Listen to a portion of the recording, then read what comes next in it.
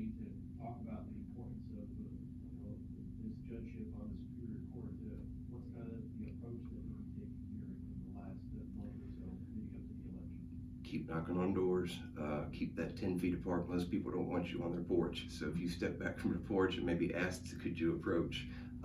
Again, I keep hitting my message. I'm independent, I'm unaffiliated, I have the experience, and that experience is gonna make me more efficient, Joe. It costs us $80 a day for these inmates to sit in our county jail. 2 years, you can do the math. 4 years, you can do the math. With the experience that I've got, I will push both sides to move the cases, and it's gonna save you and I tax dollars as we continue to house these inmates. Right. When we talk about COVID and where that's kind of really stuck a wrench in the slow-moving justice system, as you mentioned, wanting to get people to a quick, speedy result one way or the other.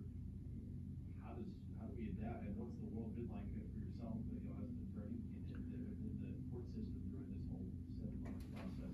It's been different. I guess me personally, the biggest challenge is getting the defendant into the courthouse. If the defendant's not sitting beside you for trial, a lot of the defendants have been sitting outside to control the congestion inside the courtroom, and that makes it difficult to keep that judge moving because it takes a good 10-15 minutes to go summon that defendant, bring him into the courthouse, bring him to the courtroom, and go with it.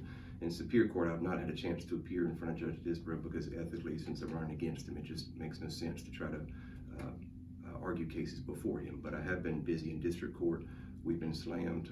DWIs are at an all-time high. We had 600 cases on the September 21st calendar, and we're doing as much as we can, but we're chipping away at it day by day. So. Are there ways in your eyes that we can help with that efficiency and speediness of moving things through the system, or is this just kind of the hand that we're dealt? It's the hand that we're dealt right this minute, but again, I think the experience will make a difference. I think they've tried to implement what we call plea conferences, and plea conferences are where a judge, a prosecutor, and defense attorney sit down and try to move the case. But again, the experience trying both cases on both sides of the aisle as a prosecutor and defense attorney will allow a Superior Court judge to flesh out the weaknesses of each side's argument and be able to push the case much quicker than a person with no trial experience. Lastly, Brian, how can people find out more about you and your run for the Superior Court? Thank you very much, Joe. Our website is smithwickforjudge.com. I do have a personal Facebook page as well, but smithwickforjudge.com, and I would encourage you to please consider your unaffiliated or independent candidate for Superior Court Judge in Brunswick County.